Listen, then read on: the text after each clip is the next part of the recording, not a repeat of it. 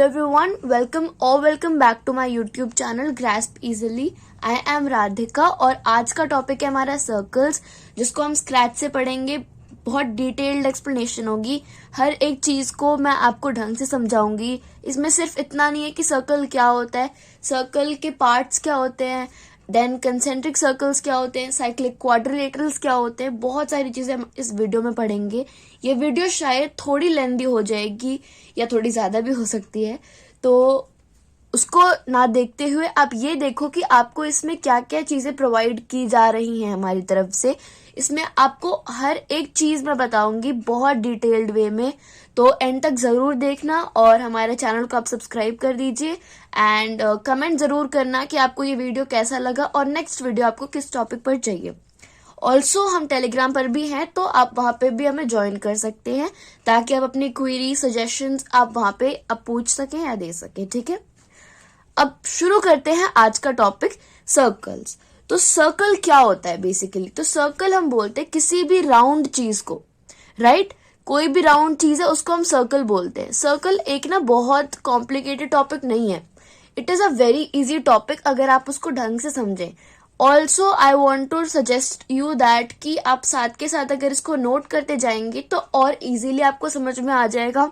और इस जो नोट्स की पीडीएफ है वो भी मैं डिस्क्रिप्शन में प्रोवाइड करा दूंगी as soon as possible after uploading this video, ताकि आप इसको बाद में भी आप जब चाहें तो आप रिवाइज कर सकते हैं.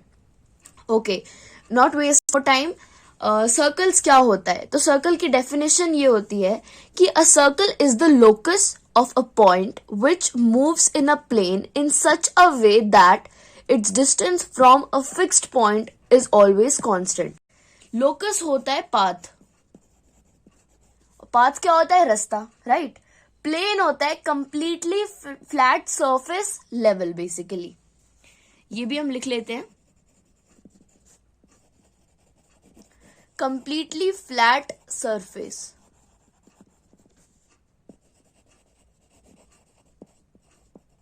लेवल. और कांस्टेंट क्या होता है? सेम, है ना? तो सर्कल एक ऐसा पाथ है किसका, एक पॉइंट का, जो इस तरह से मूव करता है in such a way that its distance from a given fixed point is always constant. मैं अच्छे से समझा देती हूँ आपको. जैसे मान लो ये सर्कल है, ठीक है? यहाँ पे ये जो आपको पॉइंट दिख रहा है ना, क्या बताना क्या चाह रहा है कि एक ऐसे पॉइंट का लोकस है, एक ऐसे पॉइंट का पाथ है जो इस तरह से मूव कर रहा है कि उसका एक फिक्स पॉइंट से जो डिस्टेंस है वो कांस्टेंट रहेगा. जैसे मान लो अगर मैं ये लाइन खींच रही हूँ सेंटर तक, वैसे तो ये स्ट्रेट नहीं है बट ये जो लाइन है ना, ये क्या होगी? ये कांस्टेंट होगी. किसके? इसके और इसके भी. अगर मैं यहाँ पे एक और लाइन बना रही हूं तो इसके भी ये लाइन कांस्टेंट होगी, मतलब ये तीन लाइंस इक्वल होंगी आपस में. ठीक है? और ऐसी इन्फिनिट लाइंस जो यहाँ बन सकती हैं, बेसिकली उसको रेडियस बोलते हैं, जो हम आगे समझेंगे और अच्छे से. तो सर्कल एक ऐसे पॉइंट का पाथ है जो इस तरह से मूव करता है एक प्लेन में कि उसका एक फिक्स्ड पॉइंट से जो डिस्टेंस है वो कांस्टेंट रहता है, वो सेम रहता है, वो इक्वल रहता है. ठीक है? और अब आते हैं कि उस फिक्स्ड पॉइंट को बोलते क्या है. तो जो फिक्स्ड पॉइंट होता है उसको सेंटर बोलते हैं. इस हमारे फिगर में ये चीज क्या है? ये सेंटर है. ठीक है, ये सेंटर है. और जो हमारा डिस्टेंस है पॉइंट से, जो डिस्टेंस है सेंटर से, जो डिस्टेंस है इस जगह तक का, ये क्या है? सर्कमफेरेंस है सर्कल का. सर्कल का सर्कमफेरेंस क्या होता है? पेरीमीटर सर्कल का, है ना? सर्कल का सर्कमफेरेंस होता है पेरीमीटर. ठीक है? सेंटर से जो सर्कमफेरेंस तक का डिस्टेंस होता है इसको बोलते हैं हम रेडियस ऑफ द सर्कल. ठीक है?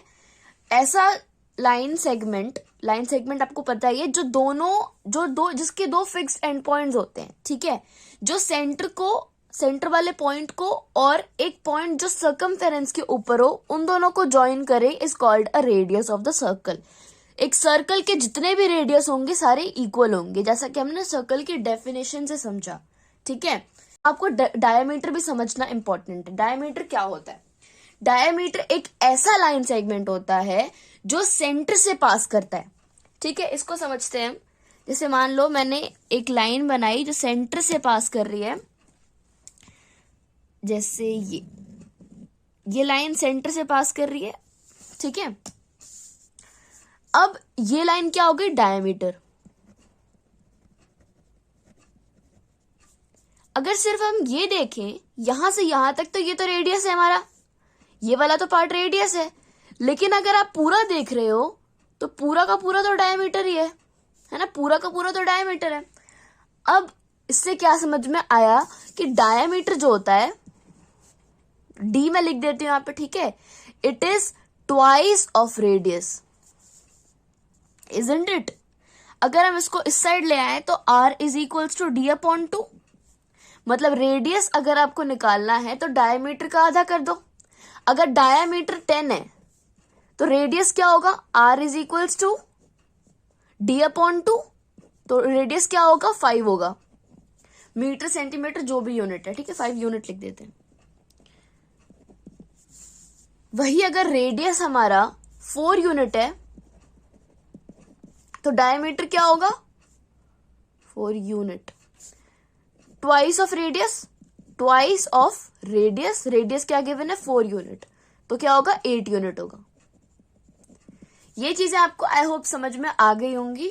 तो हमने सर्कल का डेफिनेशन समझ लिया है, सेंटर क्या होता है वो हमने समझ लिया है, और जो कांस्टेंट डिस्टेंस होता है पॉइंट से लेके मतलब सेंटर से लेके किसी भी पॉइंट तक सर्कल के ऊपर is called the radius of the circle, ठीक है। अब आते हैं नेक्स्ट टॉपिक के ऊपर। Okay, so our next topic is position of a point with respect to a circle, ठीक है। एक पॉइंट की पोजीशन किसके रिस्पेक्ट में, एक सर्कल के रिस्पेक्ट में, ठीक है। अब मान लो अगर पॉइंट ले लेते हैं हम P, a point P is said to lie inside the circle.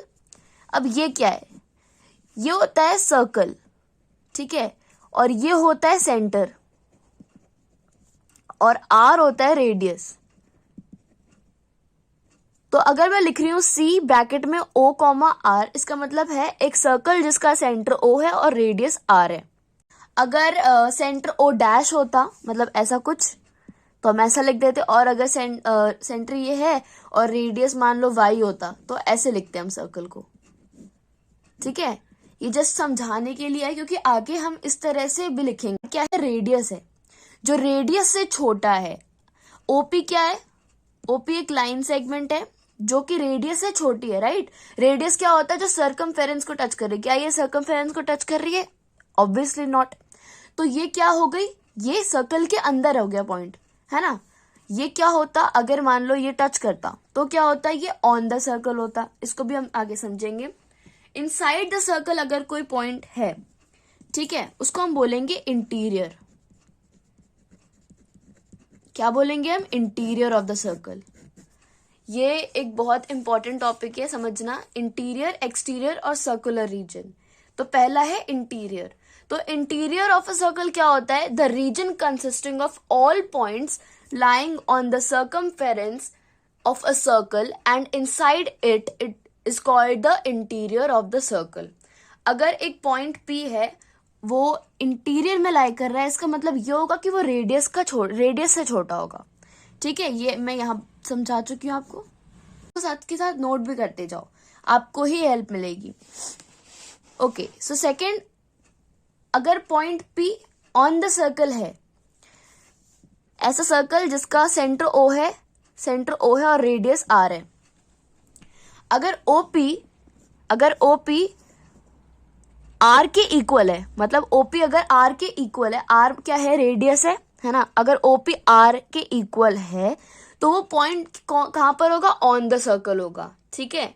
इतना समझ में आ गया। तीसरा है आउटसाइड द सर्कल, ऐसा सर्कल जिसका सेंटर O है और रेडियस R है। अगर मान लो जो OP है, OP अगर रेडियस से बड़ा है, रेडियस से बड़ा मतलब सर्कमफेरेंस के बाहर ही होगा, तो क्या होगा, वो आउटसाइड द सर्कल, तो इसको बोलेंगे हम एक्सटीरियर, ठीक है। एक तो हो गया इंटीरियर, है ना, और एक दूसरा है ये एक्सटीरियर। एक्सटीरियर वो रीजन होता है consisting of all points lying outside a circle is called the exterior of the circle. Thus, a point P lies in the exterior of circle if circle with center O, है ना, center O and radius R, if OP is greater than R. OP is if OP is greater than the radius R, then the point P is outside the circle, that is exterior the circle. अब तीसरी चीज है circular region. Circular region मतलब जो circle के अंदर जो reason है वो. तो region consisting of all points which are either on the circle और lie inside the circle is called the circular region और सर्कुलर डिस्क. ठीक है, अब ये था point with respect to a circle, position of a point with respect to a circle. I hope आपको ये समझ में आ गया हो. Let's move to the next topic. Okay, next topic है हमारा terms related to a circle. Circle से रिलेटेड टर्म्स. ठीक है, सबसे पहली चीज है रेडियस. हमने पहले भी समझ लिया रेडियस क्या होता है. डेफिनेशन पर जाते हैं. अ लाइन सेगमेंट, एक ऐसा लाइन सेगमेंट क्या होता है, ऐसा कुछ जिसके दो फिक्स्ड एंड पॉइंट्स हैं, एक ये और एक ये. ठीक है, joining the centre and a point on the circle is called the radius. अगर ये सर्कल है और ये तो हमारा सेंटर है, यहाँ पे ओ ले लेते हैं इसको. अगर ऐसी कोई लाइन सेगमेंट जो सेंटर को ज्वाइन कर रही है विद ऑन द सर्कल, रुको इसको, बहुत टेढ़ा मेढ़ा हो गया.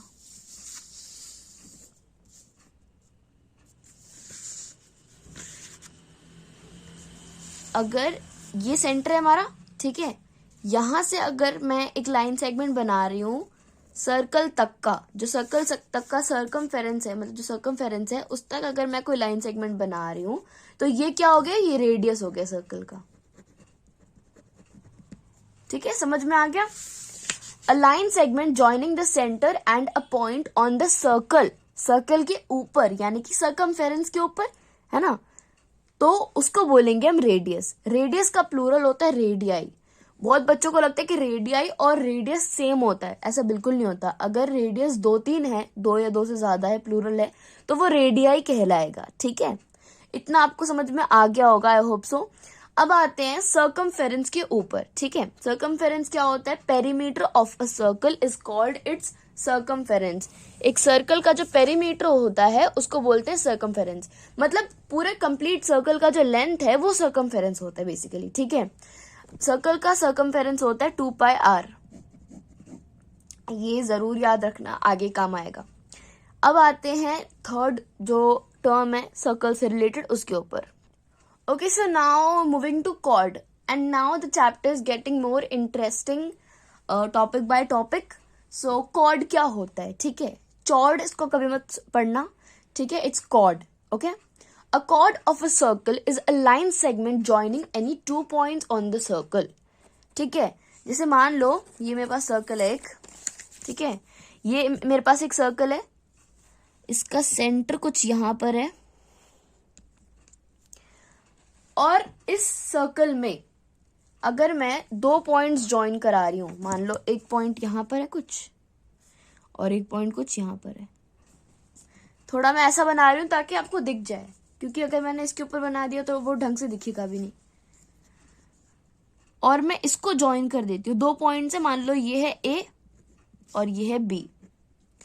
इन दोनों को मैं अगर ज्वाइन करा रही हूं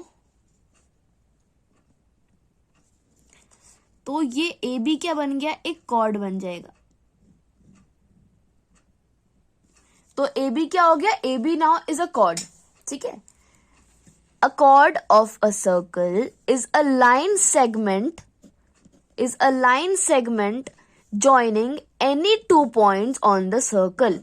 सर्कल के ऊपर कोई भी 2 पॉइंट अगर कोई लाइन सेगमेंट ज्वाइन कर रही है तो वो क्या हो गया, सर्कल का कॉर्ड हो गया. एक और कॉर्ड हम बनाते हैं, जैसे 2 पॉइंट्स हम और ले लेते हैं, पहले कॉर्ड बना लेते हैं फिर पॉइंट लेते हैं.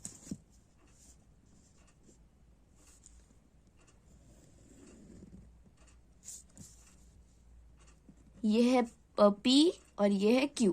तो PQ भी एक कॉर्ड हो गया और AB भी एक कॉर्ड हो गया. अब अगर तुम ये समझोगे तो यहां से कॉर्ड बड़ा होता जाएगा और एक पॉइंट आएगा जब कॉर्ड सबसे बड़ा होगा, और तब क्या होगा, वो डायमीटर होगा। तो इससे हम ये समझ सकते हैं कि diameter is the longest chord. I repeat this, यहाँ पे जो कॉर्ड है, ठीक है, पॉइंट तो यहाँ पे भी हो सकता था सर्कल का, तो मतलब ये चीज भी एक कॉर्ड हो जाती, यहाँ पे अगर होता तो भी एक कॉर्ड हो जाता, है ना। तो ये क्या होता, डायमीटर होता। कॉर्ड यहां से बन रहा है, बड़ा होता जा रहा है, कॉर्ड यहाँ पे फिर छोटा होता जा रहा है ना। तो यहाँ पे जो जब आता कॉर्ड, तो ये सबसे बड़ा कॉर्ड होता है सर्कल का, और ये होता है डायमीटर। सो यहां से हम ये समझ सकते हैं कि diameter is the longest chord. Diameter से बड़ा कॉर्ड कोई नहीं होता। यहां से भी अगर तुम देखो तो वही चीज है, यहां से कॉर्ड बड़ा होता जा रहा है और यहाँ पे सबसे लॉन्गेस्ट रहेगा, फिर छोटा होता जाएगा, ठीक है। सर्कल का किसी भी साइड से देखो सर्कल ही दिखेगा, बस अब वो पॉइंट लिखे तो टेढ़ा मेढ़ा दिख रहा है। Fourth thing is diameter. क्यों मैंने डायमीटर को सबसे पहले मैंने रेडियस बताया, फिर मैंने आपको सर्कमफेरेंस, फिर कॉर्ड, फिर डायमीटर क्यों बताया। रेडियस के जस्ट बाद मैंने डायमीटर क्यों नहीं बताया, क्योंकि डायमीटर में कॉर्ड टर्म आ रही है, तो डायमीटर समझने के लिए पहले कॉर्ड समझना जरूरी था। पहले तो हमने रफली ये समझ लिया कि डायमीटर क्या होता है, डायमीटर ट्वाइस ऑफ रेडियस होता है, कि हमने समझ लिया था। लेकिन ये भी पता होना जरूरी है कि डायमीटर एक कॉर्ड भी है, ठीक है। So diameter is a cord of a circle passing through the centre of the circle. ऐसा कोई कॉर्ड जो सेंटर से पास करे, बना के दिखा देती हूं।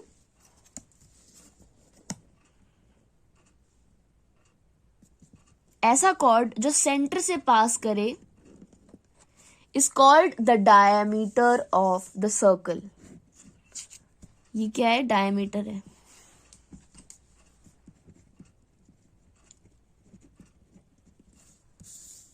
A diameter is a chord of the circle passing through the center of the circle, ठीक है। And also diameter is the longest chord. Diameter is the longest chord. ये भी important चीज है। And diameter is twice of radius, ठीक है। अगर यहां से यहां तक होता तो ये रेडियस होता, लेकिन यहां से यहां तक है। और एक और चीज याद रखना कि डायमीटर हमेशा जो होता है ना, वो सेंटर से ही पास करेगा। All diameters are chords, but all chords are not diameter. जैसे ये भी तो एक कॉर्ड है, पर ये डायमीटर नहीं है। क्यों नहीं है, क्योंकि ये सेंटर से पास नहीं कर रहा है। ये एक कॉर्ड है। अगर मैं इसको नेम कर दूं कुछ P और O हो गया है, इसको R ले ले और इसको S ले लेते हैं। ROS एक डायमीटर भी है और एक कॉर्ड भी है, ठीक है। ए बी बस एक कॉर्ड है, डायमीटर नहीं है। सिमिलरली पी क्यू बस एक कॉर्ड है, डायमीटर नहीं है। तो सारे डायमीटर कॉर्ड होते हैं, लेकिन सारे कॉर्ड डायमीटर नहीं होते हैं, ठीक है। बात को समझो। अब दो और टॉपिक समझते हैं, सेकेंड एंड टैंजेंट। बहुत कंफ्यूजन होती है स्टूडेंट्स को इसमें, क्यों होती है मुझे समझ नहीं आता। ढंग से समझेंगे तो सब समझ में आ जाएगा। सेकेंड क्या होता है, a line which intersects a circle at two distinct points is called a secant of the circle. Distinct मतलब अगर आपको नहीं पता है तो distinct मतलब होता है different. Distinct मतलब होता है different, अलग अलग। एक ऐसा लाइन जो सर्कल को दो अलग अलग पॉइंट पे इंटरसेक्ट करे, काटे, is called a secant of the circle. समझते हैं इसको। मान लो ये मेरे पास सर्कल है एक, मैं हर बार अलग अलग सर्कल ले रही हूँ बिकॉज वो सर्कल हमेशा गंदा होता चला जा रहा है। Okay so okay okay okay okay या दिस इज द सेंटर, है ना। ओ एक्स क्या है, एक रेडियस है, ठीक है। ये आपने समझ लिया अब तक। अगर मैं एक लाइन बनाऊं, मान लो पहले मैं पॉइंट ले लेती हूँ यहाँ पे ए और बी, ठीक है। इसके थ्रू मैं लाइन एल अगर बना रही हूं, इसके थ्रू मैं एक लाइन बना रही हूं एल, थ्रू मतलब उसको पास करता हुआ,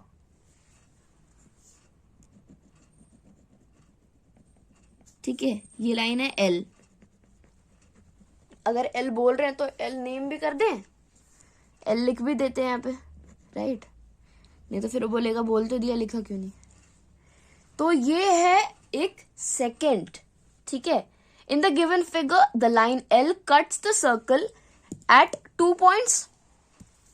एक कौन सा है, ये है, और एक ये है, मतलब ये इंटरसेक्ट कर रहा है दो अलग अलग पॉइंट्स पर, ठीक है, डिफरेंट पॉइंट्स पर, डिस्टिंक्ट पॉइंट्स पर।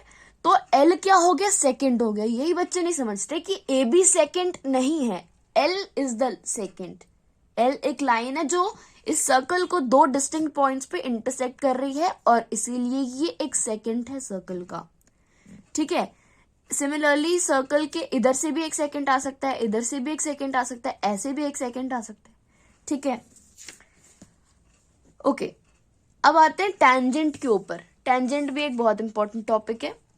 A line that intersects the circle in exactly one point is called a tangent to the circle, ठीक है।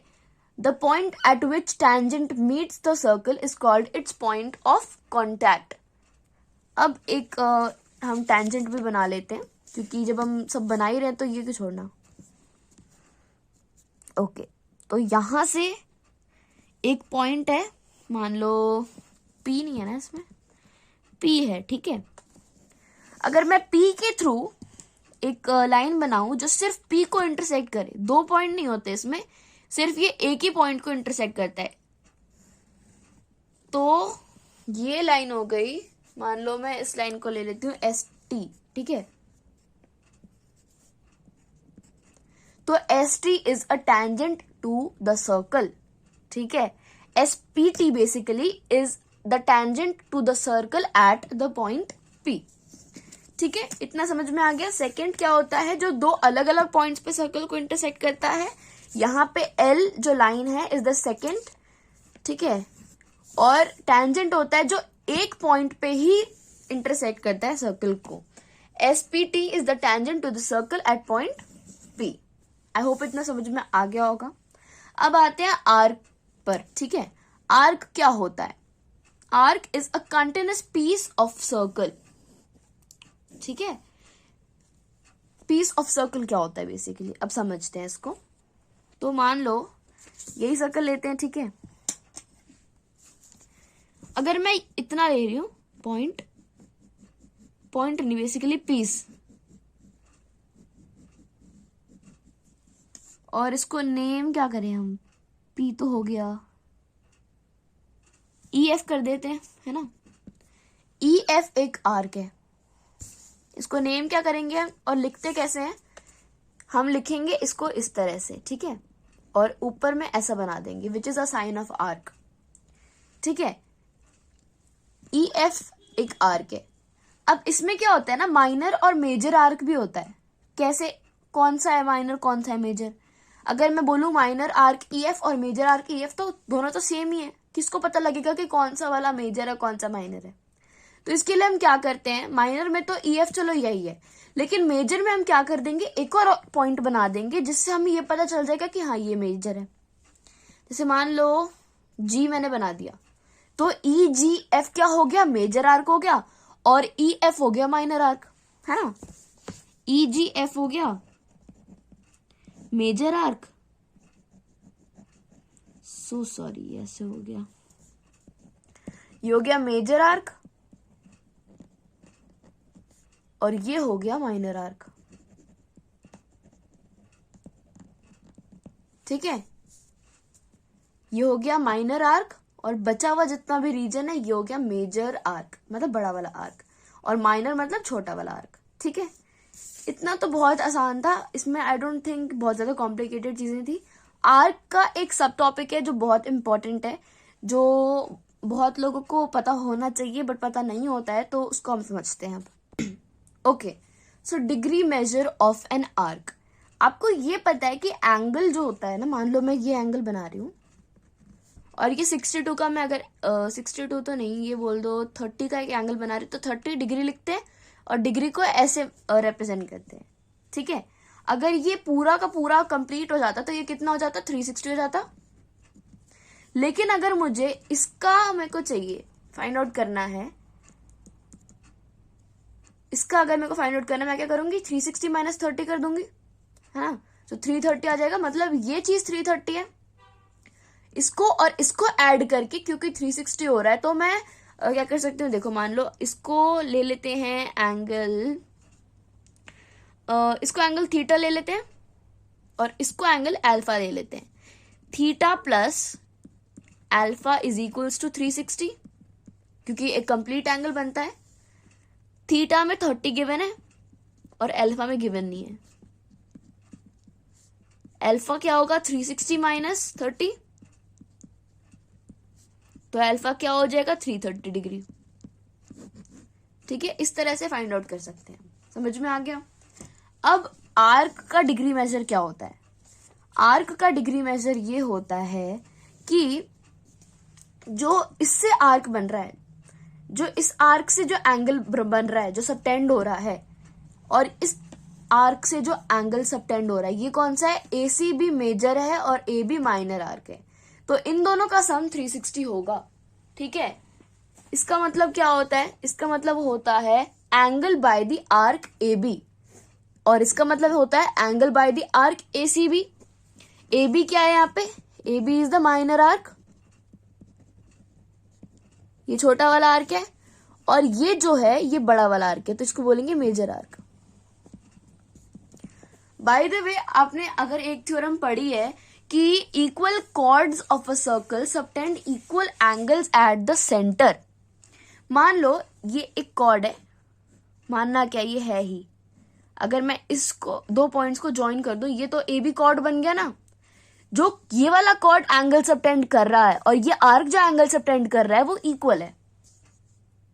ठीक है, एक सर्कल के जो दो इक्वल कॉर्ड्स होते हैं, है ना, मान लो यहां पे भी एक और कॉर्ड बना दिया जाए अगर, तो अगर ये दोनों कॉर्ड्स इक्वल हैं तो ये एंगल्स भी जो बना रहे होंगे सेंटर पे, जो सबटेंड कर रहे होंगे एंगल्स, वो भी इक्वल होगा।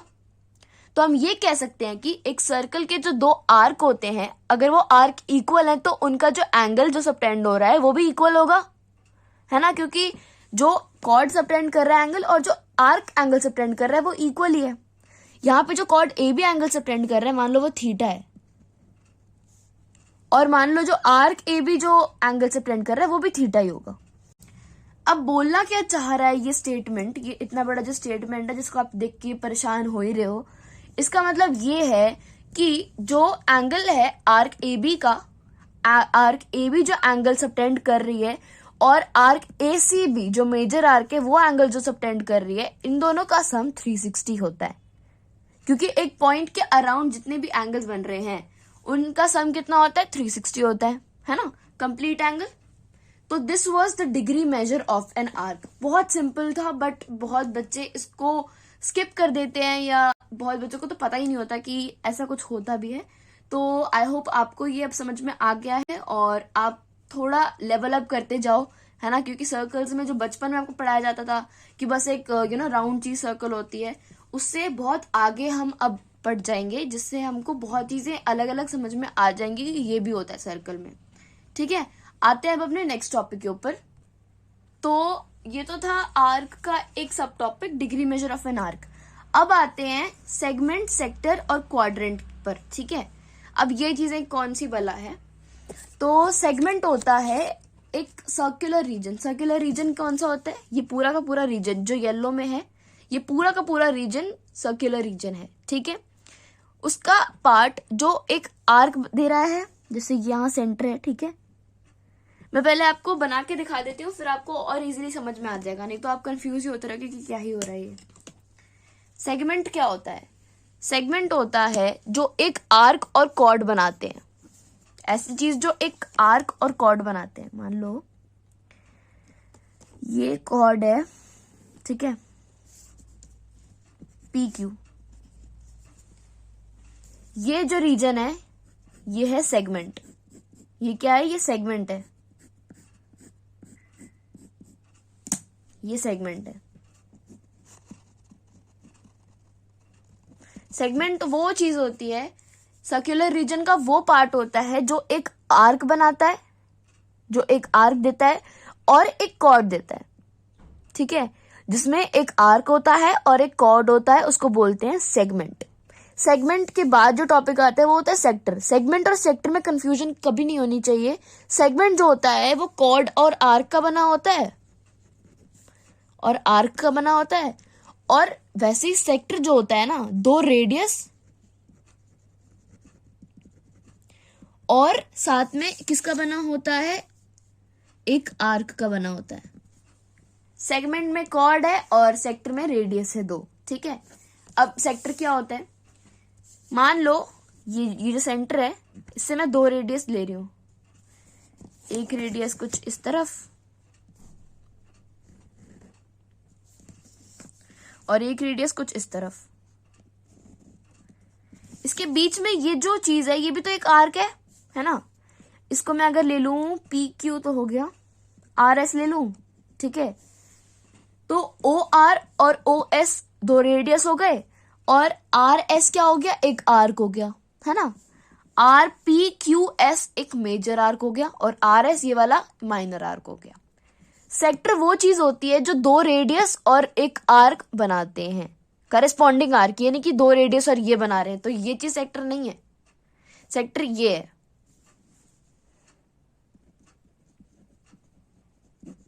सेक्टर ये हो गया, ठीक है। अब सेक्टर में भी माइनर सेक्टर होता है और मेजर सेक्टर होता है, ठीक है।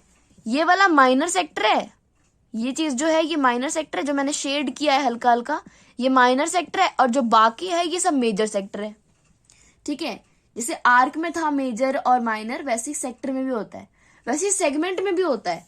सेगमेंट में ये वाला हो गया माइनर सेगमेंट और बाकी जो बचा ये रीजन हो गया पूरा का पूरा मेजर सेगमेंट। तो ये तो था सेक्टर और सेगमेंट। सेगमेंट में क्या है, पीक्यू कॉर्ड है और पीक्यू आर्क है, इसके बीच की जो एरिया एनक्लोज हो रही है वो है सेगमेंट।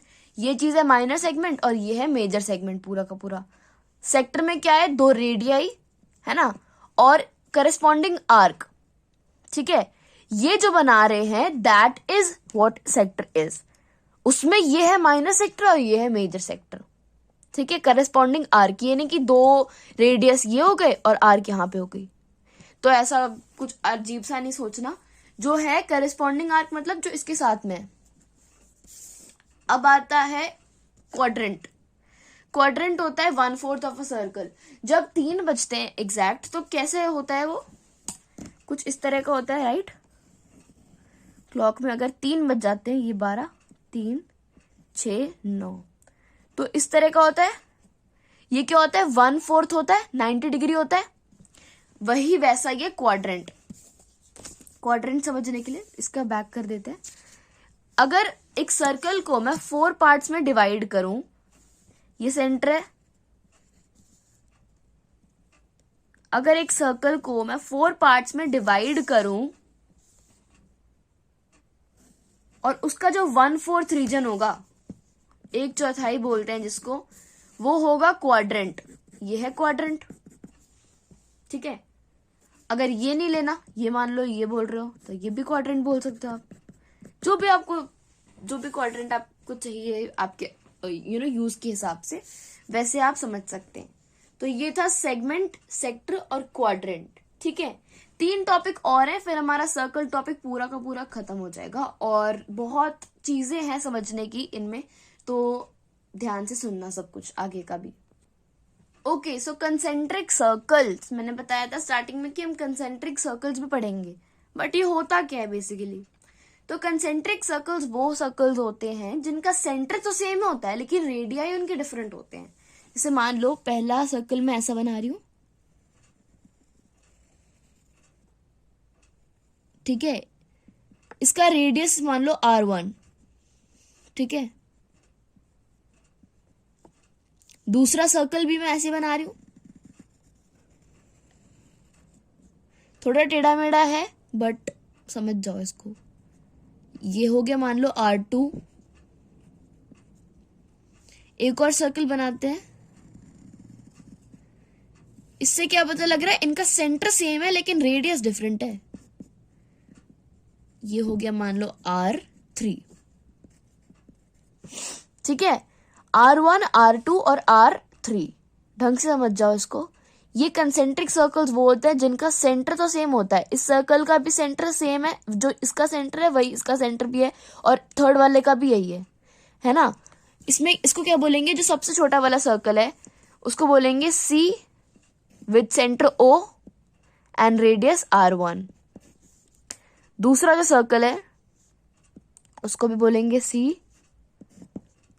विद सेंटर O ही रहेगा और रेडियस हो जाएगा R2। और तीसरा जो सर्कल है उसका भी सेंटर O ही रहेगा लेकिन रेडियस हो जाएगा R3, जैसे हमने पहले रिप्रेजेंट किया था, है ना। बहुत आसान चीज है, समझ में आ ही गई होगी, आई होप सो।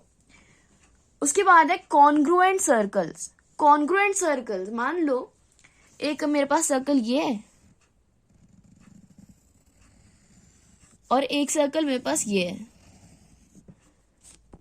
सर्कल तो नहीं है, ये अजीब सा ही पोटैटो लग रहा है, बट मान लो ये सर्कल है, जस्ट इमेजिन, ठीक है। इसका जो रेडियस है, अगर ये रेडियस इक्वल है, मान लो इस वाले जो सर्कल है, ये वाला जो सर्कल है, इसका रेडियस है 4 सेंटीमीटर और इसका भी रेडियस अगर 4 सेंटीमीटर है, तो अगर इसको एक के ऊपर एक रख देंगे तो ये क्या करेगा, ओवरलैप कर जाएगा। करेगा या नहीं करेगा बताओ। अगर एक सर्कल है मेरे पास और जिसका रेडियस 4 सेंटीमीटर है, मान लो मेरे पास ये जो दो सर्कल्स है जो हम पहले एग्जाम्पल्स में समझ रहे थे, इन दोनों का, ये दोनों कॉन्ग्रुएंट सर्कल्स हैं। कॉन्ग्रुएंट मतलब वो सर्कल्स होते हैं जिनका रेडियस सेम होता है। इसमें क्या लिखा है, आर ये वाला क्या होता है, ये रेडियस होता है। R is equal to S. Two circles with the center O and radius R and center O dash and radius S are said to be congruent only when R is equals to S.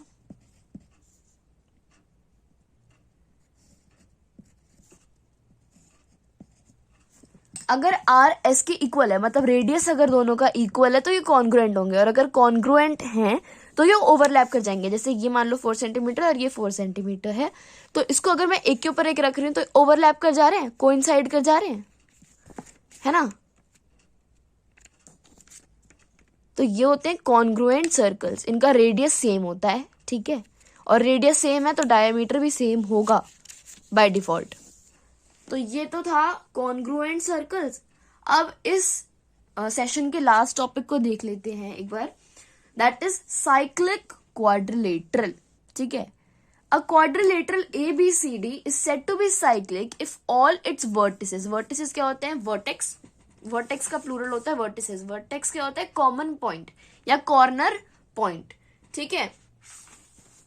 तो cyclic quadrilateral में क्या होता है कि जब उसके सारे vertex क्या होंगे, सर्कल के ऊपर होंगे, on the circle, then it is called a cyclic quadrilateral.